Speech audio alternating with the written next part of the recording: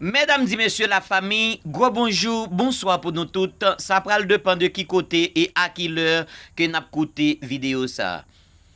Moi senti triste en pile, mais est-ce que m'ka dit que pays d'Haïti qui pas bon pour les Haïtiens? Non, m'pa ka dit pays Haïti pas bon pour Haïtiens yo. Mais m'capable dire que c'est gouvernance pays d'Haïti qui pas bon. Depuis 1991, nous avons un pays qui en bas mais et les oligarchies, côté que peuple haïtien a souffert plus de 33 ans pour arriver 34 l'année. N'a souffert. Mais ça qui permet ça, hein, c'est politiciens yo. C'est série de politiciens rabi, Jean Kekesi, Koudia il fait chanter là, ce sont des politiciens rabi qui permettent que Haïti lui-même l'a souffrir. On regarde ti vidéo ça, côté que ti jeune haïtien ça qui c'est un ménol deda qui donc qui a évolué dans baseball pays République dominicaine. Maman le fait ici. C'est sûr que yo gen papier ici.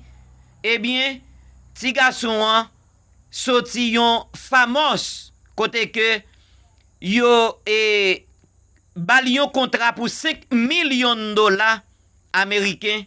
Eh bien, ambition permet que plus que ces petits haïtiens qui fait sous territoire dominicain, l'ambition permet que dominicains tuer. Qui donc parent pèd dominicain tuer. Bam di nou, est-ce que nous capable bay président ici la pote charge? Non, nous pas capable bal pote charge. Mais c'est nous les Haïtiens en Haïti qui acceptons que tout côté nous passer yori nous avec 9 présidents que nous gagnons. Ça c'est une histoire pour le monde. C'est une histoire ça est pour le monde. 9 présidents au petit pays comme Haïti. Et parfois, toute maltraitance que y a ban nous dans pays étranger, et pour faire nous connaître que côté pays qui te prend indépendance li, qui te mette tout esclave yo en liberté à côté pays qui te fait travail ça. Eh bien, c'est comme ça qui donc on regarde cette vidéo ça malgré li en espagnol mais n'a comprendre quand même en pile nan nous. Et puis moi-même m'a dit quelques bagages en gros. On regarde cette vidéo ça. Atención autoridades, atención Fiscalía de Santo Domingo Este, hay que llegar hasta las últimas consecuencias con las investigaciones sobre la sospechosa muerte del joven pelotero de apenas 14 añitos que apareció sin vida en una laguna próximo a la academia donde practicaba en la localidad del Toro, en San Antonio de Guerra, en Santo Domingo Este. Eso hay que investigarlo porque está muy raro. Fuimos la mañana de este domingo a la funeraria, a donde estaban velando al jovencito. Hablamos con los padres, vimos el panorama. Y la verdad es que hay muchas cosas que no cuadran. También entrevistamos al entrenador. El entrenador, al final de la entrevista, cuando se le preguntó cómo el jovencito logró salir de ese complejo, a pesar de toda la seguridad que supuestamente hay ahí, cámaras de vigilancia y varios guachimanes, entonces él se fue y no quiso hablar de esa parte. Después entrevistamos al padre del joven pelotero fallecido y el padre dice que el jovencito tenía golpes en distintas partes del cuerpo cuando lo hallaron en la laguna. Tenía golpes en la frente y en otras partes del cuerpo y que tenía un pantalón empuñado de uno de los compañeros con los que supuestamente andaba. y que en la posición en la que encontraron el cuerpo sin vida estaba en una posición de defensa, en una posición de pelea, en una posición de guardia, con los puños cerrados y los brazos levantados, y en uno de los brazos, en uno de sus puños, tenía un pantalón de un compañero. Pero agrega la madre del pelotero que su hijo supuestamente sabía nadar muy bien, que era casi imposible que él se ahogara en una laguna porque sabía de agua. Entonces, este caso hay que aclararlo, hay que investigarlo, hay que analizar las cámaras de vigilancia que hay ahí en ese complejo para ver cómo fue que ese niño salió de ese complejo, con quiénes salió, a qué hora salió, qué le sucedió realmente. Porque el entrenador, Amaury Nina, alega que el jovencito fue despachado el viernes en la tarde para que se fuera a pasar el fin de semana a su casa y que regresara el lunes, y que luego de que lo despacharon supuestamente el viernes en la tarde fue que él se fue para la laguna. Dicen los padres que eso es mentira, porque la madre estaba viendo el juego.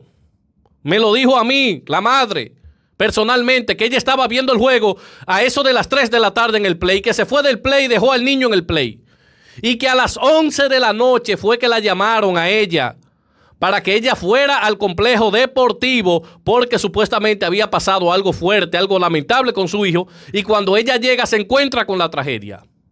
O sea, no cuadra, esto no cuadra. Hay que investigarlo. No estamos culpando a nadie, solamente pedimos una investigación clara, responsable, con todos los elementos del lugar.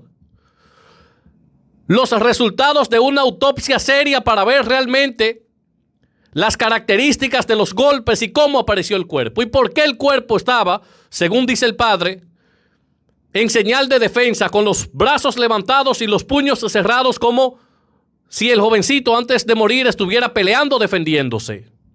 ¿Qué pasó ahí? El padre agrega que su hijo era muy tranquilo, que jamás se le iba a ocurrir salir para un monte a marotear, a buscar limoncillos, porque él no acostumbraba a eso. Era del play a la casa cuando le tocaba ir a su casa. O sea, todo esto está raro. Nosotros, como medio de comunicación, le vamos a seguir dando seguimiento hasta que esto se aclare, hasta llegar a las últimas consecuencias, porque no podemos dejar a esa familia sola, porque es una familia humilde, es una familia educada, a pesar de las precariedades económicas. Y es la vida de un joven pelotero que tenía un futuro brillante, con potencial de llegar a las grandes ligas, y se ha tronchado todo eso. Un jovencito que representó a la República Dominicana de manera excelente. Ganó el jugador más valioso en la Serie del Caribe Kids en 2024 y en la Serie Mundial Sub-12 también se destacó. Hay que aclarar todo esto para ver qué fue lo que sucedió ahí, cómo sucedieron los hechos. ¡Wow!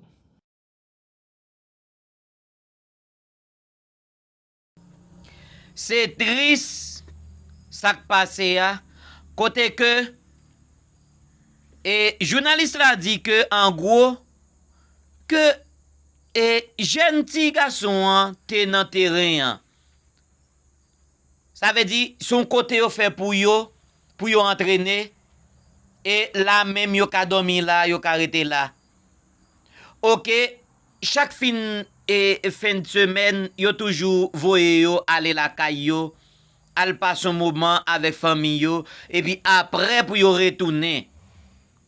C'est que pendant que ti nèg la vini et que y a entraîné ensemble, parents yo te là, tap suivre entraînement, jou que ti garçon pral mourir, et que parents yo vin aller vers 3 heures de l'après-midi, yo quitté et séance là, yo allé la caille yo.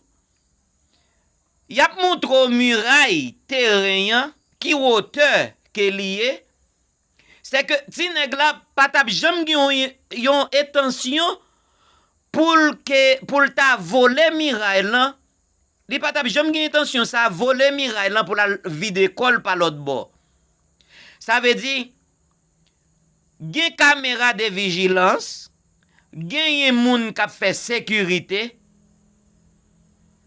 Jusqu'à présent, pas gen yon rapport pour yo bay comment ti garçon a fait joindre moyen li sorti en dedans terrain, li aller juste pas derrière côté lagoune nan ya, ça veut dire côté Madlo, un grand Madlo qui là qui donc yo pas ouais qui moyen ti garçon t'a gen pour t'aller là li sel. Pas gen intérêt pour ti nèg là t'aller là pour t'al tuer tête li. Eh bien, jusqu'à présent, pas gen aucune parole, aucun parole qui dit entraîneur là pas vle parler et comme si son bagay comme quoi li pa ouais ça le pral dit puisque son bagay que yo connaît mais yo pas ka répéter yo pas ouais ça yo pral dit c'est que journaliste là dit que faut gen yon investigation qui fait sous cas ça parce que ça son bagay que personne pas ka imaginer.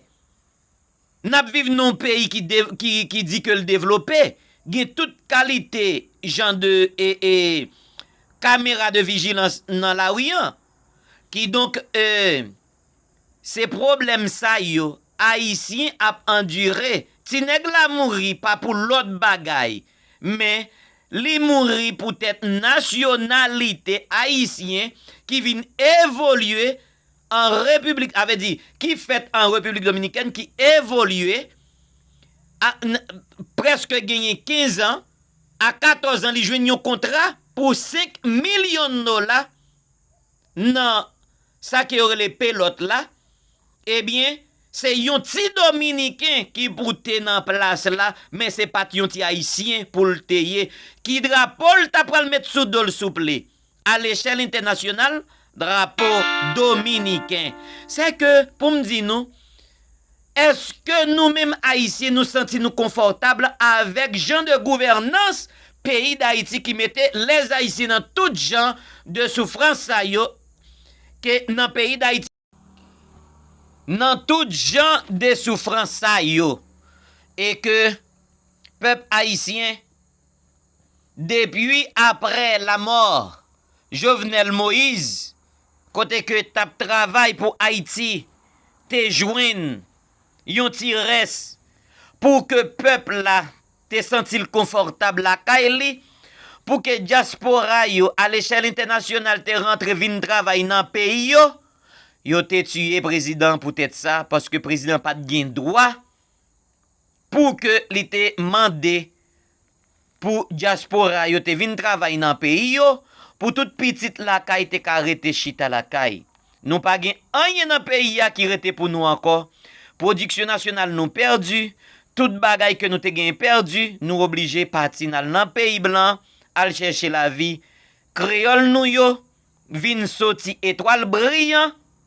Eh bien, l'autre nation yo vle se race yo qui pour étoile brillant, mais c'est pas nous-mêmes haïtiens qui pour ta étoile brillant dans le pays yo. Yo vle di nous c'est dans le pays nous pour nous étoile brillant, mais c'est pas la caille yo. Eh bien, peuple haïtien, qui ça n'a fait? Qui ça n'a ton? N'a prêté mourir ou bien n'a prêté vivant? Nous pas de prendre indépendance vrai? Eh bien, le monde besoin ouais pays qui te prend indépendance 1804 là. Le monde besoin ouais ça. Eh bien, fait le monde ouais, nous pas à monde. Fait le monde ouais, nous ka vivre la caille nous. 9 présidents. On fait le monde ouais que nous pas rester comme ça, n'a changé pays par la force, gens que nous capables. Que béni nous pour une autre vidéo comme ça encore. Merci.